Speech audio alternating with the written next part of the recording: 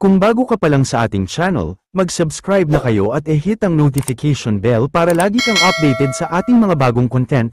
Simulan na natin ang balitadyakan ngayon na. Ngayon din!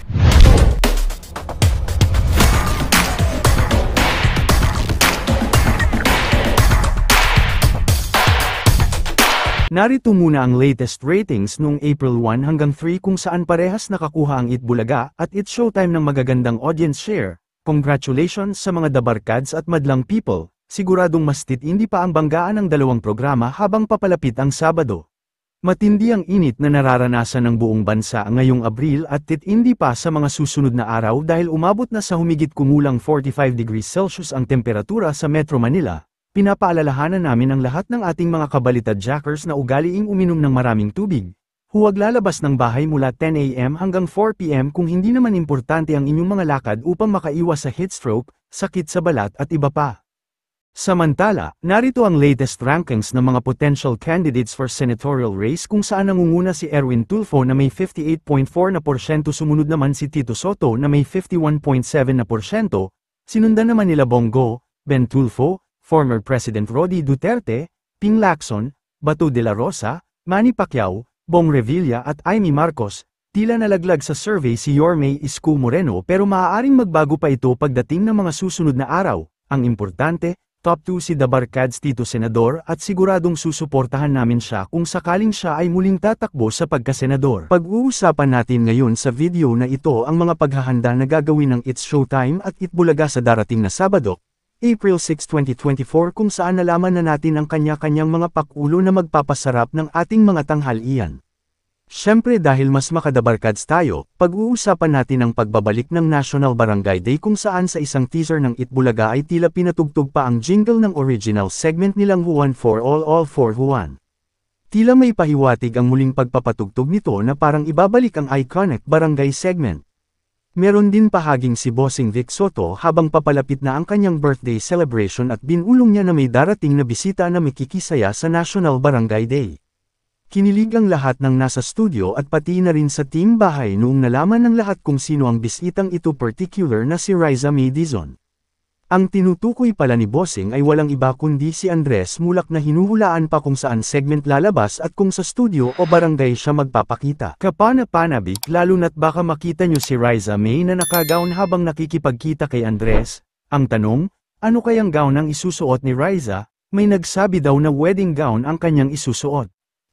Alam naman natin na napakasimple lang ng mga gimmick ng Itbulaga at hindi na kailangan pa ng masyadong maraming sikat na guests dahil sa mga legit na barkads pa lang ay solve na ang mga manunood. Ito ang rason kaya lagi silang number 1 kahit ano pang itapat na show sa kanila dahil sa kanilang pagiging low-key at pagiging makamasa. Tandaan niyong mas malaki pa rin ang masang Pilipino kaysa sa mga middle class, millennials at Gen Z na nanonood ng TV dahil marami pa ring mga Pilipino ang mas prefer ang Itbulaga kaysa sa ibang noontime show dahil ang EB ay para sa lahat ng henerasyon at hindi para sa iilang henerasyon lang ng mga viewers. Dagdag pa rito na mas updated pa sa trend ang TVJ kaysa sa mga mas batang mga hosts kaya sa mga nagsasabi diyang laos na daw ang TVJ ay hindi nila alam ang kanilang mga sinasabi. Samantala, marami ang nagtatanong kung bakit 2 araw nang hindi nagpapakita si Joey De Leon sa Itbulaga. Pues, natukoy na namin kung ano ang tunay na nangyari kay Boss Joey. Matatandaang pumutok ang isang issue mula sa isang write-up ni Sav Asas ng Filipino Star ngayon kung saan, umiinit daw ang ulo ng tinaguriang Henyo Master dahil sa mga gastusin para sa Itbulaga.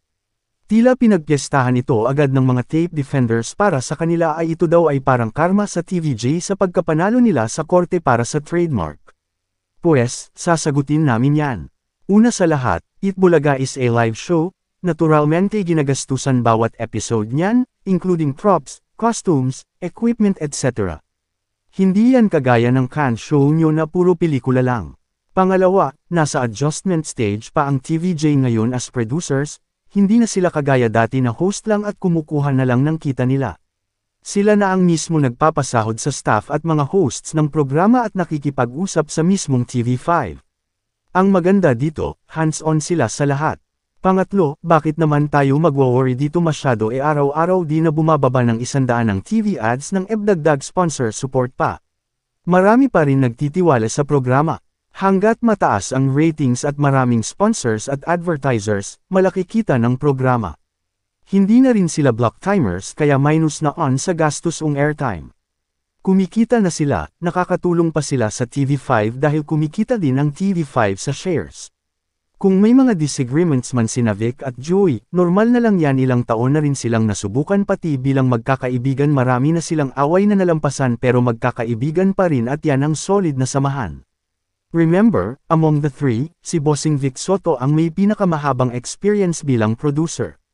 Expert siya dyan kaya alam niya gagawin.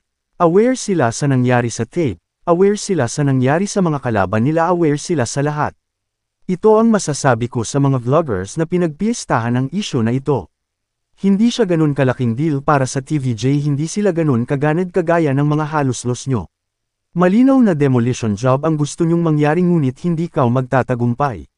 Bitter lang kayo. Para sa mga naghahanaw kay Boss Joey, artist mode muna siya ngayon.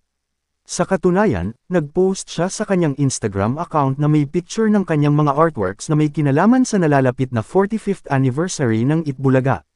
Sa mga naghahangad dyan na bumagsak ang programa, sorry, manigas kayo. Susuportahan namin at patuloy na ipagtatanggol ang programang mahal ng masang Pilipino. Para sa latest trending Dabarkads updates, please follow our Facebook page. Ito ang True Itbulaga Defenders Network. Maraming salamat sa inyong patuloy na pagsuporta sa aming mga TVJ Defenders. Asahan niyong mas matibay pa ang ating samahan. Sa mga content creators na gustong maging part ng aming community, pwede kayong mag-email sa address na nakikita nyo sa inyong mga screen.